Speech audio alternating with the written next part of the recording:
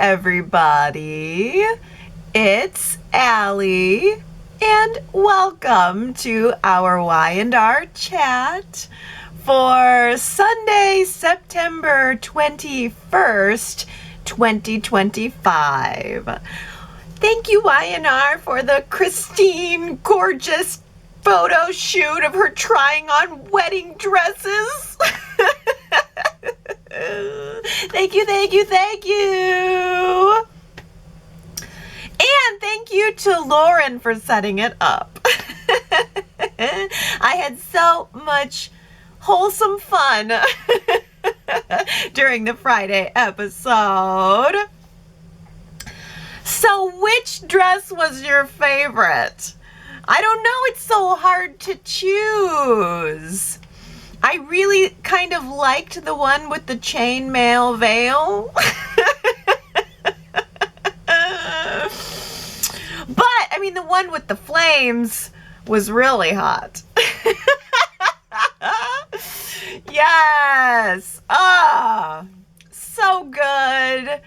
Just so good. Christine was beaming, positively radiant. I mean, she looked like a 20-year-old spinning around in her dresses, getting married for the very first time. And I was watching her, giving her poses, and it was giving me Teen Jabot model vibes. Ugh. I love her. I just love her. I'm kind of surprised, though, that she decided to go with the traditional white wedding gown with veil, like the whole traditional vibe. That tells me that Y&R is going to be giving us a full traditional wedding this fall, like with all the classic trimmings. That's what I'm predicting, and I cannot wait. Christine was glowing in bridal white, and I couldn't help but notice that Lauren was also glowing in bridal white. Lauren said to herself, look, I'm going to be a really great friend, but this is my party too, and I'll wear white if I want to. While Christine and Lauren were trying on dresses, Danny was trying to talk to Daniel about his feelings for Tessa, trying to get him to open up about his feelings for Tessa. It was almost as if Danny was rooting for his son to get the girl. I mean, I know that's not where his heart was. But I got the vibe from Danny that he was thinking, well, it sounds like there's trouble in paradise, and if it doesn't work out, then... And I love that he brought it back to Paul. Look, I didn't think they were ever going to break up, but they did, and now look at me. I'm smooching my bride-to-be in the middle of crimson lights like a couple of teenagers again. You know I love Danny. And you know I loved Danny's Music Life t-shirt, like under a snazzy blazer. Bringing the style.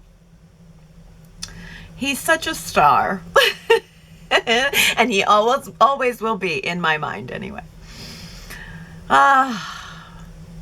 But Daniel was not taking the message. Daniel does not even want to think about it.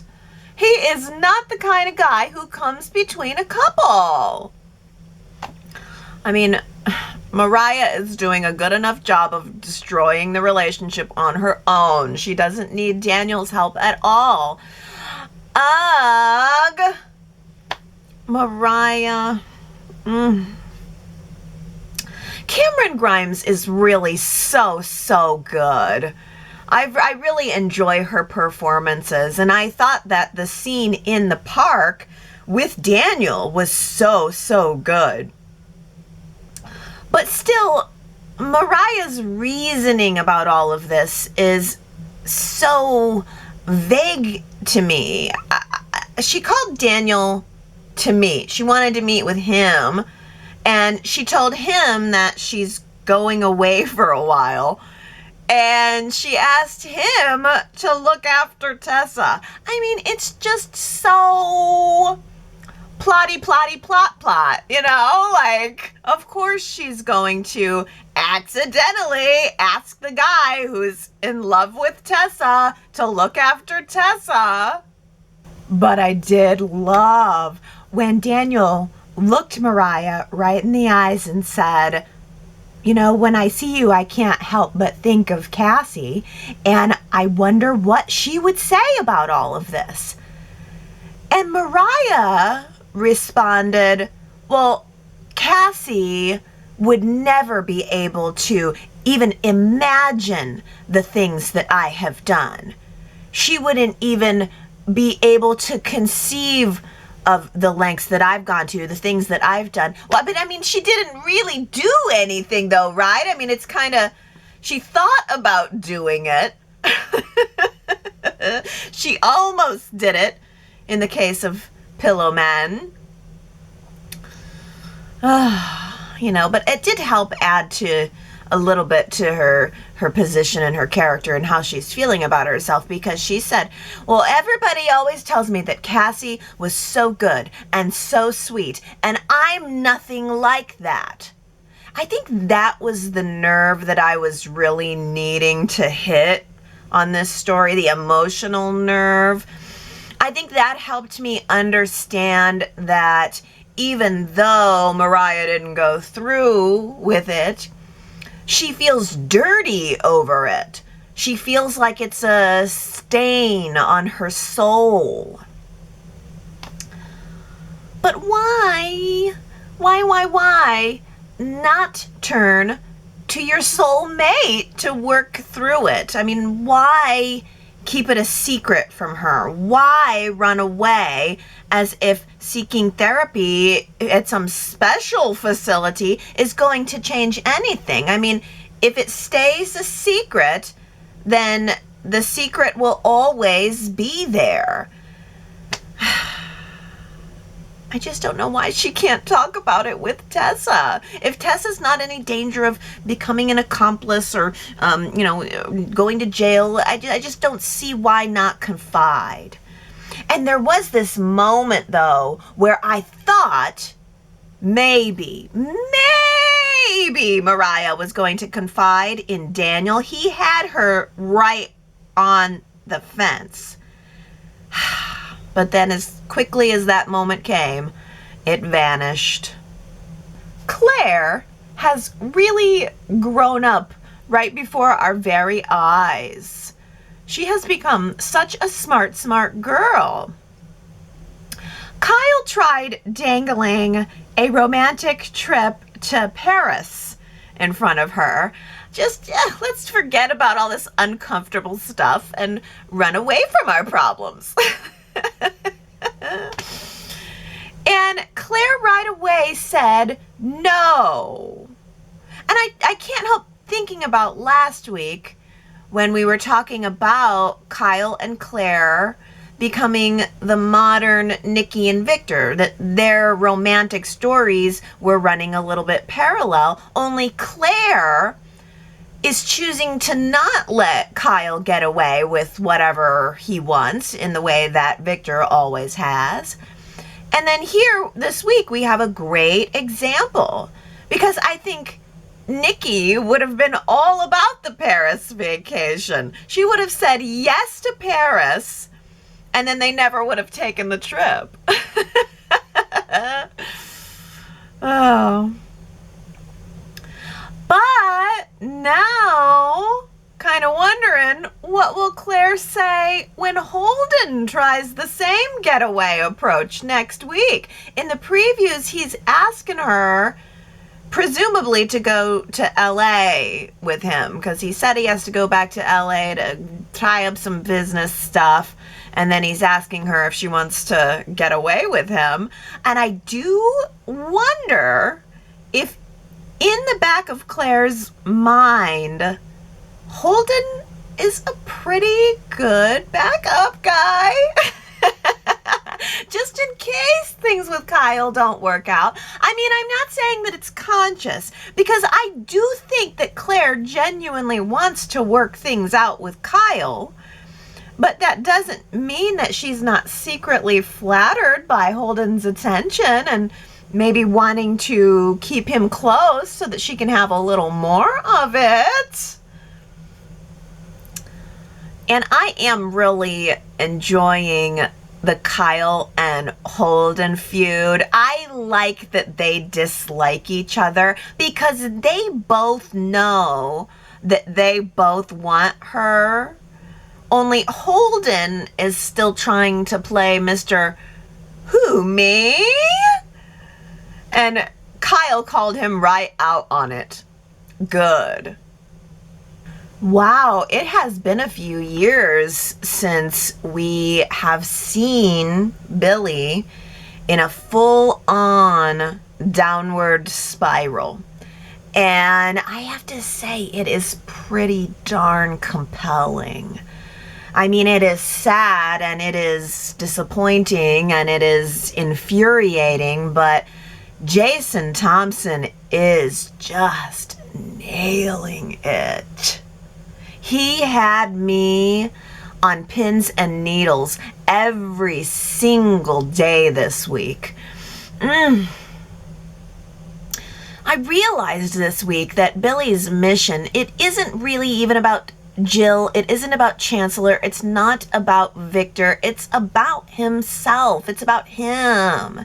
He is just so desperate to be recognized, to be validated, that he is willing to gamble absolutely everything he has in order to get that validation, that acceptance, that recognition. And that is really what it is. We made that connection this week. It's gambling. He's gambling again. It's just that instead of gambling with chips or yachts or the yacht, he really is gambling with his life, with his future, and unfortunately with Sally's future too. I mean, do you remember when Billy's gambling debts got Victoria kidnapped? It's very, very similar. Sally is new to this particular game. I mean, I think Sally has seen a lot of stuff in her time. Sally's no stranger to some bad stuff going down, but I don't think Sally has ever had to deal with something like this. And she's certainly never had to deal with the full-on Billy Abbott implosion. And just as desperate as he was to make his plan work, she was desperate to find a way out of it. Sally went to Jack and told him everything, and I do mean everything. She told him about the AI, what it does. She told him about the deal with Kane, and she was hoping that there was going to be some way that Jack would be able to stop it. But Jack said no. He said, "I am sorry. I can't save Billy. I have to let him go. I have to let him go. I can't do this." And it was heartbreaking. It was that scene with Sally in tears and Jack remaining firm, trying to stand his ground. It was devastating. But then the very next episode, Diane actually convinced Jack to talk to Billy one more time for his own peace of mind, just so that Jack could know that he tried everything he could to try to help his brother from drowning, just as the last effort. And Jack really smartly, I thought, decided to bring Victoria in as backup. That way it wasn't just about Jack and the funding or their brotherly relationship or whatever. He brought somebody in who has been through this before. And so together they went over to Billy's place and launched an intervention. And Victoria was just looking at him. She said, I knew when I walked in the door. I took one look at your face and I knew. Yeah. That's exactly how it feels and exactly how it looks when you're dealing with addiction. But unfortunately, as I'm sure is the case with a lot of interventions, it just didn't work. But, and I think they all needed that. I think the family needs that. I think the family needs, just like Jack, to be able to know that they did everything that they could, but it didn't work. It didn't work. All Billy heard was more people not believing in him, and all it did was make him double down. But Billy put all of his chips on the wrong choo-choo. He bet all his chips on the wrong choo-choo.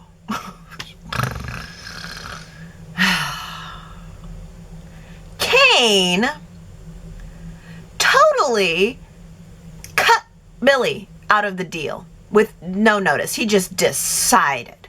I mean, can you believe that? What a rat. I don't know if Kane thought he was helping Billy, but that's not the impression I got. I mean, I got the impression from what Kane said was just that Billy, he was no longer useful to him. I mean, this is so wrong. Billy was going to be launching a media company, and Kane literally stopped it. Literally canceled the launch so that he could offer Billy this AI opportunity. And then what? 2 days later, he ripped the rug right out from under him? Said, never mind. You're too much of a liability to me? So forget you, Billy Abbott. You're on your own. If I got the sense that Kane was doing it because he saw someone who just needed help and maybe this was a bad idea. I mean, that's some research Kane probably should have done on the beforehand, but it's just not the impression I got. I got the feeling that Kane cut Billy out to save his own hide. To further his own agenda. I mean, somebody was going to get hurt here, and it could have gone a lot further than it did. I mean, in believe it or not, this is best for Billy, because at least this way he doesn't get in deep and go to jail. But Billy did get hurt, and unfortunately, so did Sally. I really empathized so much with Sally this week and last, and I thought that Sally made a great point when she was trying to talk to him. She said, when we started this whole thing, we were running Abbott Communications together. But then you pulled out, and okay, I got excited about becoming the CEO for a while. But then you left altogether to pursue this Chancellor Victor Jill revenge plan. And now we don't even have that. Now there's no Abbott Communications. There's no Chancellor. And there's most likely not even going to be any moving in together. There's most likely nothing. I mean, it's possible that their relationship is done. It's possible that the whole game is over. This is how it goes. The house won. I can't wait for next week because I think Billy is going to feel betrayed by the fact that Sally told Jack about the AI. I don't care how things shake out with Kane. I don't care about that. I think Billy is going to go to Sally and he is going to be furious with her, and she's going to be in this position of, I was trying to save your life. But I think Billy is going to be not only feeling betrayed, but I think he is going to be feeling humiliated that he got taken for a ride. So this is the really dangerous cocktail on top of it all. And I am very worried about what he is going to do next. Oh, but don't worry. Cain is still going to move forward with his plan. Don't forget that, by the way, Phyllis and everyone else. It's Cain's plan. Cain's the boss, in case anyone has forgotten. I don't even understand how Cain came to the conclusion that it is time to move forward. Because he was so contrite in his conversation with Lily this week, as he always is in his conversations with Lily. And he was so worried about his kids' opinions. So what changed exactly? I don't know. I was sort of enjoying the lighter, softer Cain. But then just boom, on Friday he calls this meeting of Team Duma, Michael and Phyllis and Amanda, and he told everybody to get ready for some illegal fun that absolutely no one is going to suffer any consequences from. Oh, we're going to be doing some illegal things, but don't worry, it's not going to come back on any of us. Except maybe you, Michael. You're okay with that, right? At this age and stage, you're totally okay with that, right? I mean, you got out of the game with Victor, but you're okay to get right back into it with me, right? It's just, I mean, Cain cannot be falling for that. Michael is screwed. So screwed. Oh, let me clarify. I'm sure Michael will manage to skirt the law, but Lauren is gonna bust him. Yeah, he's gonna get off free legally, but Lauren is gonna bust him hard. I mean, essentially, Michael is back to secretly working for Victor, and everyone is on orders from Cain to not tell Lauren that. We're keeping this on the down low. So considering that Michael's only pretending to be on Cain's side, I'm sure that Michael's gonna manage to avoid any legal repercussions. He's probably not gonna do anything, but he is putting his marriage at risk for it, and that's the bigger issue. I mean, how is Victor gonna help him with that? It's kind of like the same thing I'm saying with Mariah. Why not just come clean? Why does Michael not just come clean with Lauren? Because if Victor's love and approval is so important to him, and he's so devastated over the loss of their friendship, then, you know, maybe he should just try talking to Lauren about it. Nah. The apple hasn't fallen far from the tree. The apple hasn't fallen that far from the tree is the quote for this week. I love that saying. I don't know why. Well, first of all, it feels seasonal because it's apple season. But second of all, it's just, I love that little homespun wisdom. The apple hasn't fallen that far from the tree. If you think you know who said it, you should go to yrchat.com and find out if you're right. While you're there, be sure to say a happy birthday to Southside Granny. September 24th, I guess that would be Wednesday. You're going to have a very happy birthday on Wednesday, Southside Granny. I hope you are doing well. Well, let's talk about Claire. Victoria says, Claire should just hop on the Abbott jet with Kyle. She can enjoy taking in the sights, the food, the wine. Let us not forget, Kyle's abs are the reason alone to go to Paris. Then, when back in GC, Claire can continue to grapple with Kyle's bad choices. I like your style, Victoria. Tell Claire, just go to Paris. Enjoy the food, the sights, the wine, the abs. You can deal with Kyle's issues when you get back. But Holden has offered Claire a vacation too, and he also has abs. I mean, what is a girl to do?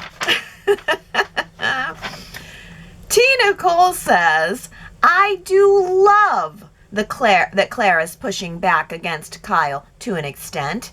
And yes, Kyle is in the wrong and messed up and should not tell Claire who she can and can't be friends with.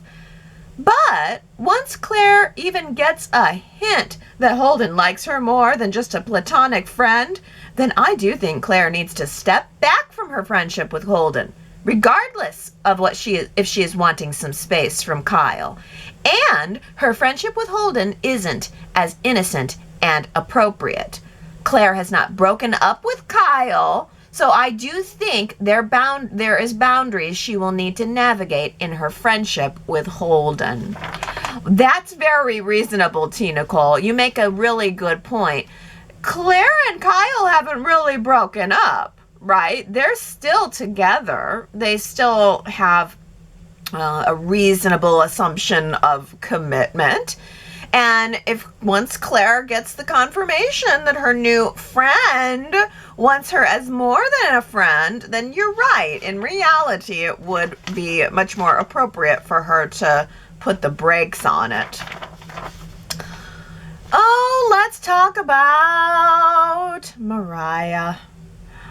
Sherrod says, so Y&R has no follow-up to Mariah's confession to Tessa that she tried to kill someone? I said it before. I believe Mariah hired this guy to play out some sort of fantasy role-playing of killing Ian Ward. She therefore is realizing just how dark she can get and doesn't want to expose Tessa and Arya to the worst side of her proclivities. But little does she know she is handing the wolf the keys to the hen house. Ooh, you know, Sherrod, that's funny because I guess you're right. Mariah was saying to Tessa, wait, I'll tell you everything. And then, giant gap in time, Mariah is calling Daniel to the park to tell him to look after Tessa. Well, what happened in that conversation? Man, this storyline is so there's so little and so much and so little on the in-betweens that I totally didn't even think of that. You're right. Maybe the next time when we pick up with Tessa, we'll find out. Maybe she'll tell Daniel what Mariah said. But I can't imagine it was the whole story, or Mariah wouldn't be leaving. I don't know. Robin says, now Mariah almost killed a man. I thought she put some muscle into that pillow in her flashback. I still vote for Tessa to be with Daniel or proceed with the throuple. Is there any chance this is leading to a throuple? Wow. You know, last week I asked you guys if anyone is rooting for Mariah and Tessa to reunite. Wow. 65% of you say, not me. Just a tiny little 35% raising their hand with me saying, oh, I am. Astra voted no, saying every couple needs to go through a breakup, and Mariah and Tessa are no different. So I wouldn't mind seeing Tessa and Daniel for a while.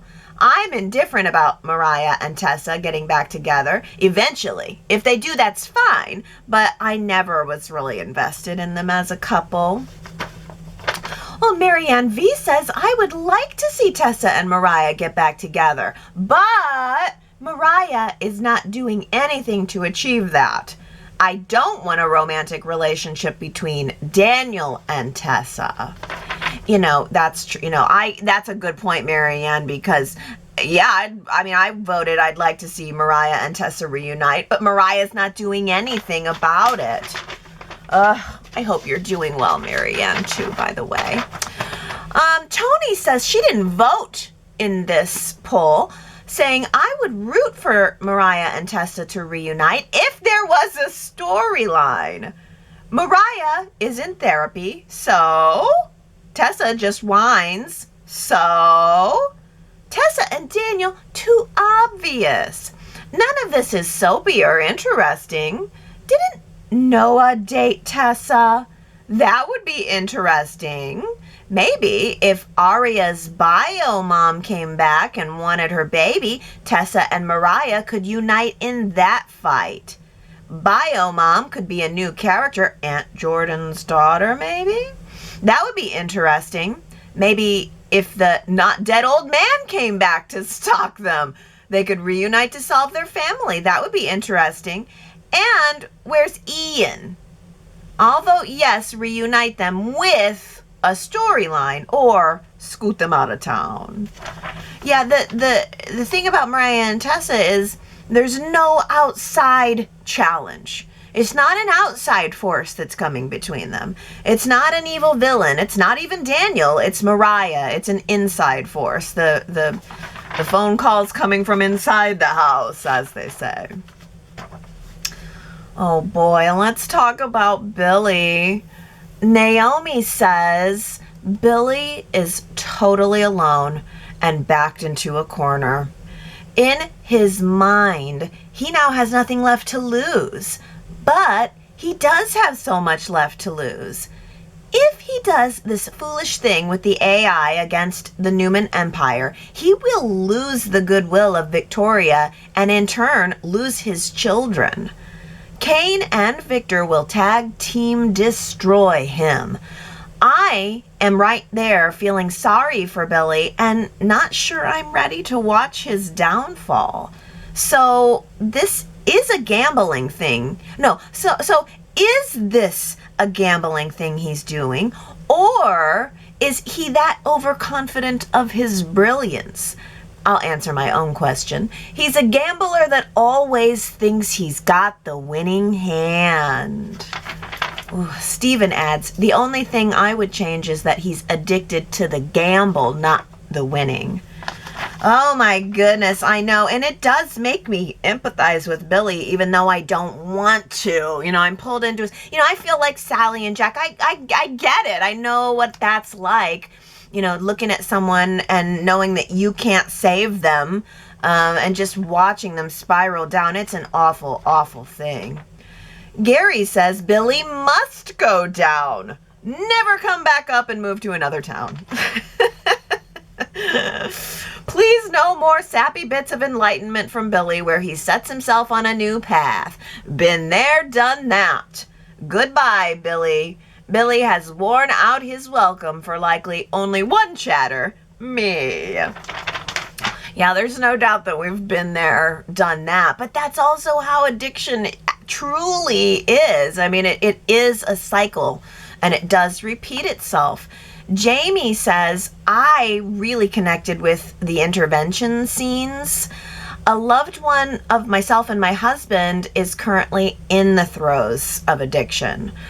All three actors absolutely brought to life the heartbreak, anger, and helplessness of knowing that you can't save an addict from themselves.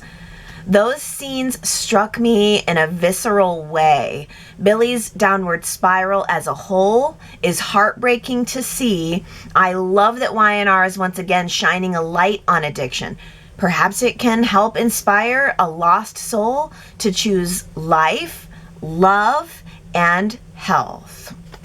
Oh, Jamie, I'm sorry you're going through that, but I think you characterized it really well, that you can't save the addict from themselves. Again, if there's some sort of outside force happening, you can intervene on that a little easier. But when the sabotage is coming from inside, it has to be an inside job that fixes it. It's the only way. Gary also says, why did you blow up your life for this, Sally Spectra? Yeah, she's got to be kicking herself, and yet, it's the price of loving someone sometimes. When you do truly love someone, you don't get to pick to only love them for the good stuff. You end up having to love them through the hard stuff too. Naomi says Billy literally discarded Sally in a dismissive, she'll be fine. Yeah, I don't know that they're ever going to get back together after this. I don't know that that's possible. I do think this has got to be the end of Billy and Sally, right? I think he's going to be furious with her next week, and I don't think there's going to be any going back. Russell says, I'm loving Sally this week. She is doing all the right things. She tried to talk some sense into Billy, and when she saw that was impossible, she quit her job and hopefully quit her relationship with him too. She's looking for Jack all over town to try to enlist his help to try to save Billy from himself. She is making sense and taking action, something that our characters don't usually do. I really felt for her when she was pleading with Jack. Jack has done all he is going to do with regard to Billy and Billy's poor decisions, but he's right. There is no point. Billy will not listen to anyone.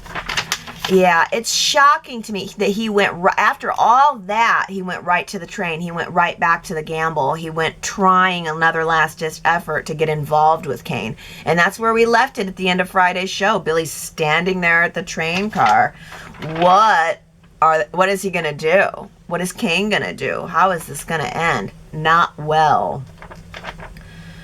Oh, Gary says, although he may not understand the specifics of the situation, like why Sally quit, I would like to see Adam go out of his way to fight for his old love, Sally, in a big, passionate way, with Chelsea along for the ride, proving she has put the jealousies of a Sharon Collins state of affairs behind her in her new stability. Ooh, Victoria responds, yes, bring her on at Newman Media. Sally has worked well with both Adam and Chelsea. And maybe that's what's gonna happen, Victoria and Gary, because in the previews for next week, Sally's having to break it to Audra that Abbott Communications is no more. Yeah. I think you might have just nailed it. I think maybe Sally and Audra are going to go work at Newman Media. I mean, if Chelsea gets to defend and protect Billy, her ex, then Adam should get to defend and protect Sally by bringing her and Audra on at Newman Media. Ooh, that's a great idea. Russell says Billy just barged right into Kane's train house. Yes, he needs to get some locks and a doorbell or something, some security maybe. His open door policy is crazy.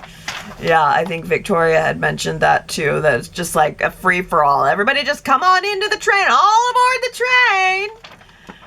Sharon W. says, on Friday, what a fantastic foursome. Or, if Billy gets his way, a fivesome. But, fellow chatters, I am really lost now. We know Michael is really working for Victor against Kane. But in the previews, Victor is asking Kane if they have a deal. So could Kane also be working for Victor and throwing Phyllis, Michael, and Amanda off the scent of what is really going to transpire? And what about Loose Cannon Billy? Where does he actually fit in, if at all? And Kane, hurry and get those locks installed, or Sally will be the next person to burst through your train car door. Yeah, that is a fantastic questions, Sharon W., that I hadn't thought of. What is with the preview for next week? Do Kane and Victor already have a deal? Could he be throwing all of them under the bus, and that's why all of a sudden he changed his mind? Ooh. Because, yeah, it didn't seem right. He went from being very contrite, it was in the conversation at the coffee house with Lily, and then all of a sudden he went right back to the revenge game. Russell noted that Lily ordered the plate of grapes with a side of grapes. That's what happens when Lily goes out, Russell. She orders the grapes with a side of grapes. And then for dessert, she orders the sour grapes. Dang. You know, I kind of think that would be a good poll for the week. Do you guys think Lily needs to soften up on Kane, or is she absolutely right? Go to yrchat.com this week and let me know what you think about that. Are you just tired of seeing Lily constantly judging Kane or hounding him or whatever? Does this tone need to change, or is Lily darn right? It's a good question. yrchat.com. Connie says, if Kane can forgive Lily for the actions that landed her in prison and help their young children stay connected to their mother, then why can't Lily forgive Kane for the Dumas secrecy and help her grown children stay connected to their father? I was almost hopeful that Devon might be guiding her toward this forgiveness path, and she shut it down. They both expressed how important their relationship with Neil was in their life, and I don't understand why they wouldn't facilitate a family conversation or intervention to help heal their family. We've gotten accustomed to showing off-screen medical treatments, dorm fires, funerals, visits with the family. How about another off-screen scene with Charlie and Maddie that leads to forgiveness and reunification? I forgot about also Amy being her whole thing being off screen now. Man, they just cut her. She was so good and they just cut her. Oh, yeah, I know. Yeah, I think the tone needs to change. I'm voting that, yeah, I think Lily needs to soften up, at least for the story.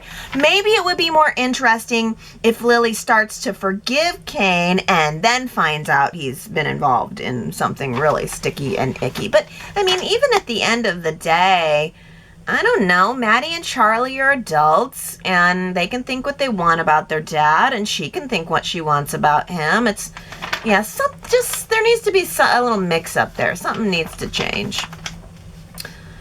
Oh, Jamie says, I am low-key hoping that Red rats Michael out to Lauren. Not by directly snarking. Not by directly, it's snarking. More covert than that. If she does, I want the motive to be out of love for them, not just petty malice. But I really miss that trio of friendship. I was thinking the same thing when Phyllis found out that Michael was keeping that secret from Lauren. I thought, ooh, she's gonna tell her. Because even though Michael and Phyllis had the falling out over Sharon, Phyllis and Lauren are still friends. So I hope we at least get a scene of that. Either way, however Phyllis decides to play it, I hope we see the scene of Phyllis and Lauren alone together. Russell asks, what was that when Esther scolded and reminded Kane to pay her for the coffee on the way out? Lily even asked him about it, but didn't answer. Did Esther ad-lib that? Or was it to explain why they didn't pay up front and they could get to the table to continue the scene? Maybe she did ad-lib it. That's kind of funny. I was wondering too. It seemed like, you know, was there more there? Maybe he accidentally walked out one time and didn't pay? Yeah, that was interesting. A little nugget of curiosity for us. Well, let's end up by talking about some wedding dresses. Connie says, I am excited about the wedding plans, and the sneak peek of dresses was an awesome idea. I can't wait for Allie's screenshots. Yes, by the way, I did get some really nice screenshots of that. But continuing, Christine was very beautiful, but the dresses seemed a bit dated to me. Although they did represent high fashion with distinct silhouettes and structures. Number 1, sparkling fabric with strapless and low-cut corset, train and bow in the back. Number 2, see-through fabric with lace appliques, figure-forming bodice, and long sleeves. And number 3, satin fabric with train, strapless with a higher bust cut and side pleat and long gloves. I didn't fall in love with any of them, but number 2, lace gets my vote because I think Danny will bring back the rock star vibe. Leather and lace suits them as a couple. Leather and lace. If that was the actual theme, I would die. With some Stevie Nicks in the background, Don Henley, bloom, bloom, bloom. That would be awesome. Ooh. Give to me your leather and take from me my lace. Oh, hell yes. But Connie, I also really appreciate your excellent detailed descriptions of the dresses. That was really freaking good.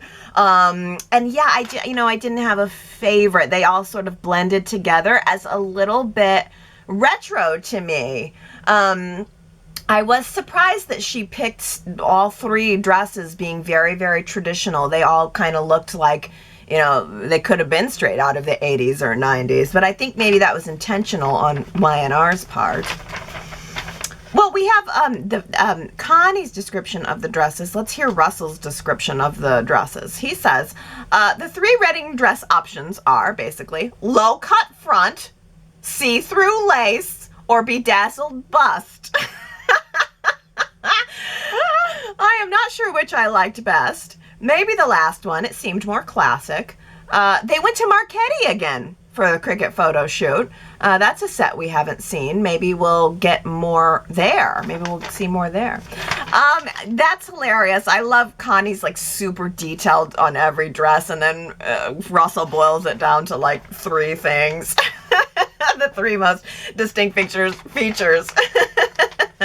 That is awesome. The one thing, though, I can tell you that you can pretty much bet on is that none of those dresses will be the final one. A month from now, mark my words, she's going to be walking down the aisle in a skirt suit. Oh boy, that was a real journey. All the way down the aisle. I'm looking forward to it. Well, I hope you guys enjoyed this Y&R chat, and I hope you leave me some comments this week. YRChat.com is the website. I was looking there, and I happened to notice that there were 64,000 comments there this week. Wow. That is a lot of years of chatting. Why don't you join in? Go to the website, leave your comments, take a look at those beautiful photo screen caps, and come back next week. I love hearing from you guys and seeing you guys, and you'll see me next Sunday. Okay, everybody have a good one.